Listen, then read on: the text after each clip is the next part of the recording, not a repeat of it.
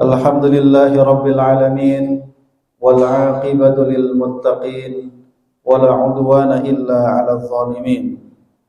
Asyhadu an la ilaha illallah wahdahu la syarika lah al-malikul haqqul mubin wa asyhadu anna Muhammadan 'abduhu wa rasuluhu as-sadiqul wa'dil amin. Allahumma salli wa sallim wa barik ala sayyidina wa maulana Muhammadin wa ala alihi wa ashabihi wa man tabi'ahum bi ihsanin ila yaumiddin. Amma ba'du fa ya ibadallah usikum wa nafsi bi taqwallah faqad fazal muttaqun. Wa laqad qala ta'ala a'udzu billahi minasy syaithanir rajim. Bismillahirrahmanirrahim. يا أيها الذين آمنوا اتقوا الله ولتنظر نفس ما قدمت لغد واتقوا الله إن الله خبير بما تعملون وقال أيضا وتزودوا فإن خير الزاد التقوى صدق الله العظيم. Ma'asyiral muslimin, jamaah salat Jumat yang dimuliakan oleh Allah Subhanahu wa taala. Insyaallah pada malam Ahad esok kita akan memasuki malam nisfu Sya'ban atau tanggal 15 Sya'ban, di mana para ulama meriwayatkan beberapa hadis sahih yang menyebutkan tentang keutamaan malam nisfu Sya'ban. Di antara hadis-hadis itu adalah sabda Rasulullah sallallahu alaihi wasallam, "Yattali'u Allahu tabaraka wa ta'ala ila khalqihi lailatan nisfi min Sya'ban fayaghfiru li jami'i khalqihi illa li musyrikin aw musyahin." Allah Subhanahu wa taala akan muncul pada malam nisfu Sya'ban, lalu Allah akan memberikan ampunan kepada seluruh makhluknya kecuali bagi orang yang musyrik dan orang yang bermusuhan. Dalam sabda yang lain Rasulullah sallallahu alaihi wasallam bersabda, "Innallaha ta'ala yanzilu lailatan nisfi min Sya'bana ila as-sama'id dunya fayaghfiru li aktsar min adadi sya'ri ghanami kalbin." Bahwa sesungguhnya Allah Subhanahu wa taala akan turun pada malam nisfu Sya'ban ke langit dunia, lalu Allah akan memberikan ampunan dan jumlah ampunannya lebih banyak dari jumlah bulu kambingnya Bani Kalb. Dalam hadis yang lain Rasulullah sallallahu alaihi wasallam juga bersabda, "Idza kana lailatun nisfi min Sya'ban ittala'a Allahu ila khalqihi fayaghfiru lil mu'minina wa yumli lil kafirin wa yad'u ahlal hiqdi bi hiqdihim hatta yad'uhu." Apabila telah datang malam nisfu Sya'ban, maka Allah akan muncul kepada makhluknya, Allah akan mengamati makhluknya, lalu Allah akan memberikan ampunan bagi orang-orang yang beriman. Lalu Allah berikan penangguhan kepada orang-orang kafir, dan Allah akan membiarkan orang-orang yang menyimpan dendam di dalam dadanya sehingga mereka meninggalkan dendam dan kebenciannya.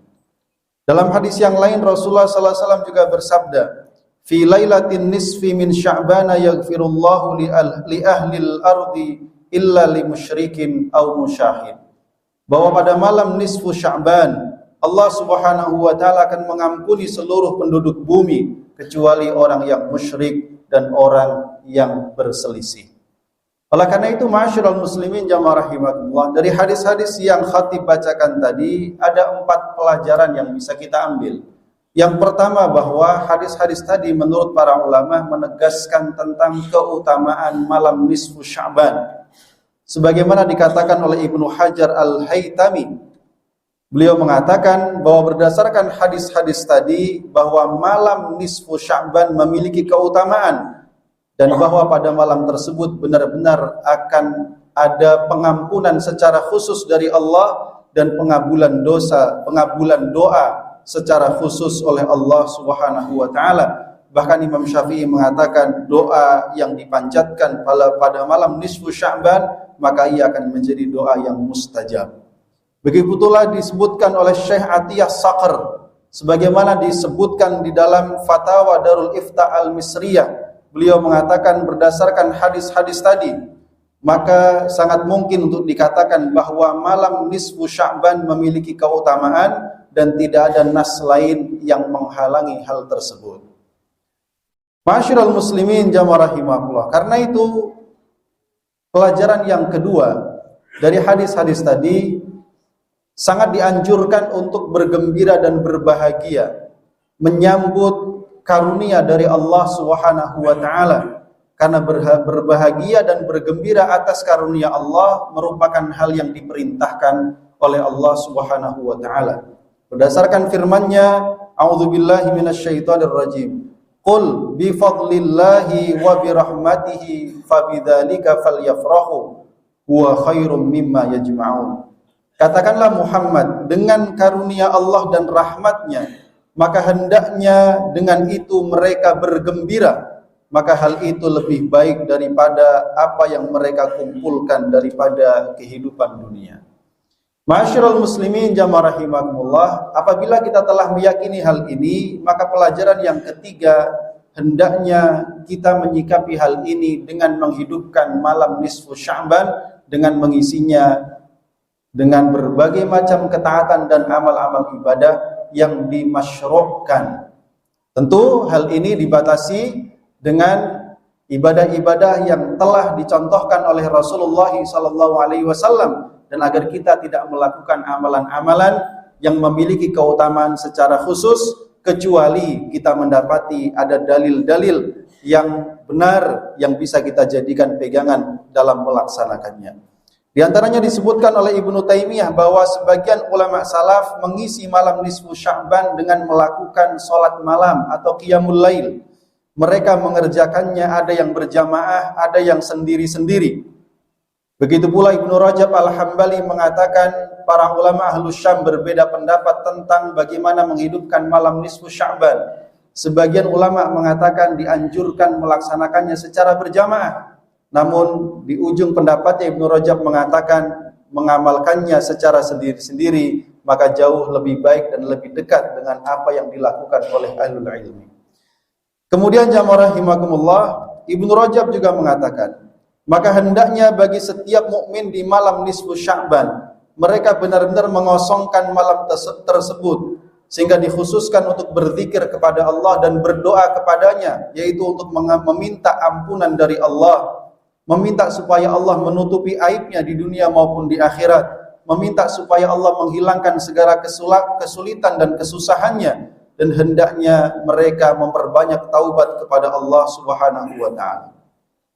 Lebih lanjut beliau juga mengatakan sehingga di malam tersebut supaya doa-doa diterima dan dikabulkan oleh Allah dan supaya taubatnya diterima oleh Allah, maka hendaknya kaum muslimin menghindari dosa-dosa besar yang dapat menghalangi dikabulkannya doa-doa kita dan diterimanya taubat kita oleh Allah Subhanahu wa taala.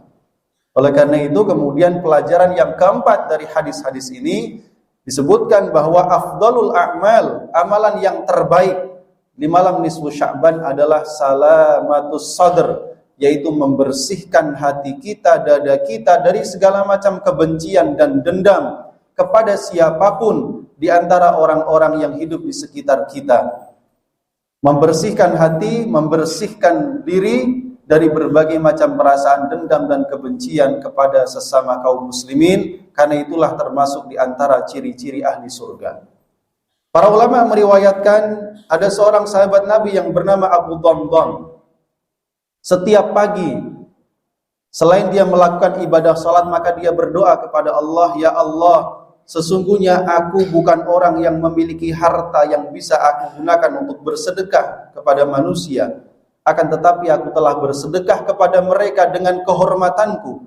Maka barang siapapun yang mencelaku, mencaciku, menuduhku, memfitnahku, maka aku telah merelakan dan memaafkan itu semua, dan aku tidak akan menuntutnya kelak di akhirat. Maka Rasulullah SAW pun mengatakan, apakah kalian lemah untuk mencontoh seperti Abu Dhamdham? Ada sahabat Nabi yang lain yang bernama Abu Dujana. Ketika dia sedang sakit dan menghadapi sakaratul maut, maka terlihat wajahnya begitu cerah dan terang benderang. Maka ia ditanya, amalan apakah yang telah kamu lakukan? Maka dia mengatakan, tidak ada satu amal pun yang lebih aku yakini selain dua hal. Yang pertama, aku tidak pernah berbicara kecuali perkataan yang aku yakini dia memberikan manfaat untukku dunia dan akhirat. Dan yang kedua, aku senantiasa menjadikan hatiku selalu bersih, tidak menyimpan dendam, tidak menyimpan kebencian kepada siapapun di antara kaum muslimin. Ma'asyiral muslimin jamaah rahimakumullah, oleh karena itu di waktu-waktu yang istimewa seperti ini, maka hendaknya kita memanfaatkan dengan sebaik-baiknya. Boleh jadi kita tidak memiliki waktu yang lebih panjang daripada malam tersebut. Boleh jadi ajal kita telah semakin dekat menghampiri kita. Karena itu di saat datang kepada kita kesempatan untuk memaksimalkan amal soleh dan kebaikan, untuk mendapatkan ampunan dan lipatan pahala, maka hendaknya kita maksimalkan momen tersebut untuk benar-benar meraih keutamaan yang dijanjikan oleh Allah Subhanahu wa taala. Barakallahu li wa lakum fil Qur'anil azim wa nafa'ani wa iyyakum bima fihi minal ayati wadh-dhikril hakim wa taqabbala minni wa minkum tilawatahu innahu huwal ghafurur rahim.